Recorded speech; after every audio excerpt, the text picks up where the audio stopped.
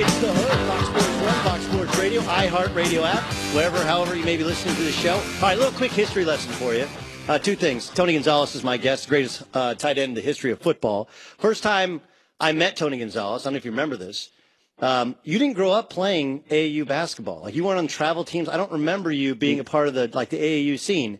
So somebody said, hey, a good place to go play pickup basketball was the main gym in Huntington Beach. Right? Main gym. And it's just like a kind of a rec center. Yep. And they have two courts, two different kind of gyms within one. And it was super hot. And I walked in, and there's a bunch of men playing. And then it was almost like the sky could be seen somehow through the gym, even though it was inside, it was dimly lit.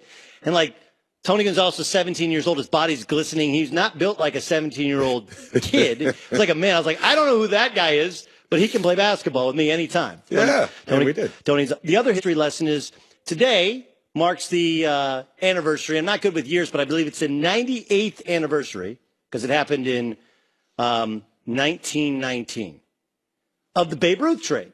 Babe Ruth traded from the Red Sox, where he was both a pitcher, I think over 26 innings of scoreless baseball in the World Series, a pitcher and a hitter, with the Red Sox, traded to their hated rival, the New York Yankees, for $125,000, which was used for ownership to fund a musical or a Broadway show, No No Nanette. Oh.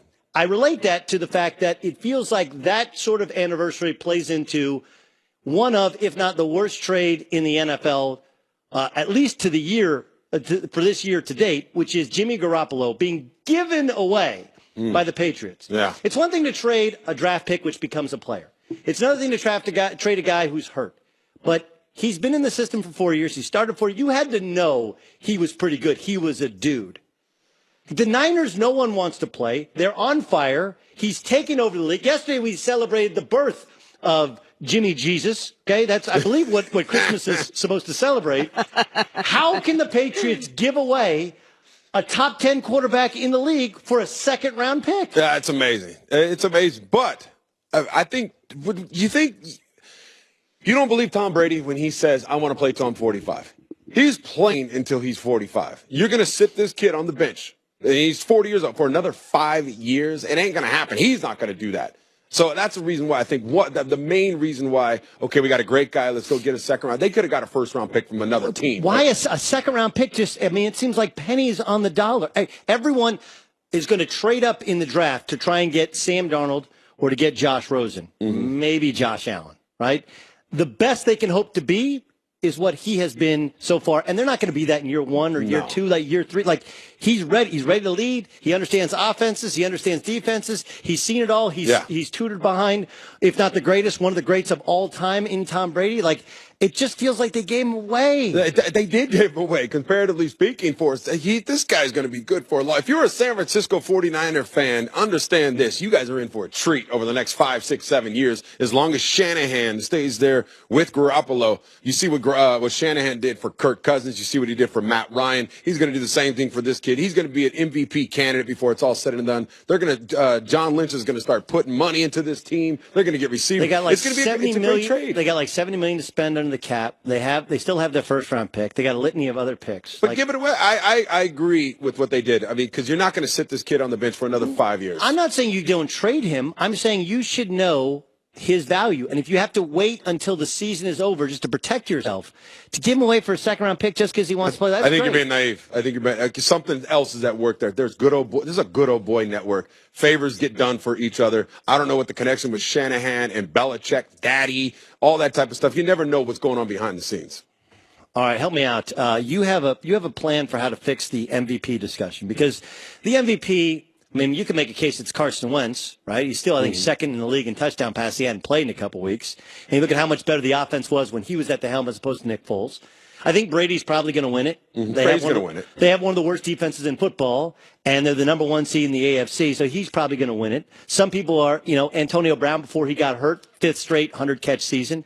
You have your own plan for how to fix the MVP award. What is it? Well, you said Antonio Brown. It'll never happen, and it should never happen with where a receiver gets it. Really, the MVP race is about who's the best quarterback in the league or running back. Those things combined, because I make a movie analogy where you have the main actors. You have Tom Hanks, you have Will Smith, you have the Russell Crowe. Those guys get all the lines. They get all the scenes. As a receiver, we only catch the ball, as a tight end, I'm catching the ball 5, 6 times a game. Those receivers, great ones, are catching the ball 8, 9 times a game. We don't have enough lines in the movie. We don't have enough scenes. The quarterback is the guy who has the ball every single time. So I'm tired of people making that argument for other stuff. They need a best supporting MVP and an MVP, as far as I'm concerned, because it's just Could they do like they have in baseball? Like the Rolaids Award is for the best reliever. They have the Cy Young, which is generally for the best, usually not always, but usually best starting pitcher. They have the Silver Slugger Awards as well, but they still have an MVP. Like you'd still have the most. So you could still have the best quarterback and the best running back and the best tight end and the best wide receiver and still have an MVP, though, wouldn't you? You could still have an MVP, but understand this. It's always going to be the quarterback because the ball's in his hands every time. It has to be. It has to be. There's no other way.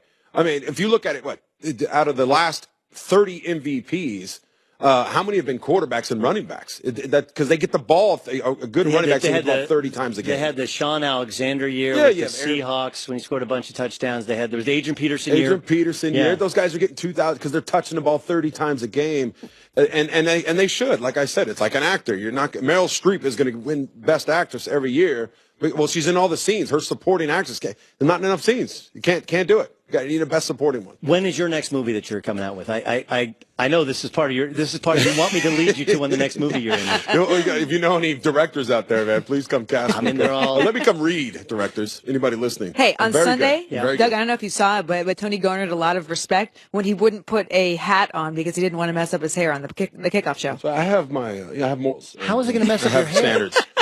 Are you kidding? Morals. Well, this is berries, juices. This is you can't do that. I have that multi. You got activator in there or something? I got a little. No, I put a little. It's all his. It's all his. This is all hair. Like you have all your hair and it's not moving. Like why were you? If I did this or this, then all of a sudden this part is up here and this part is over here. No way. Yeah. Yes. You have beautiful multiracial hair. It's not moving anywhere. That's the hard part. See, you think it's so easy. You don't know. You don't know. His struggle. You don't understand. Mine's hair today, gone tomorrow. All right, Tony Gonzalez. I have my own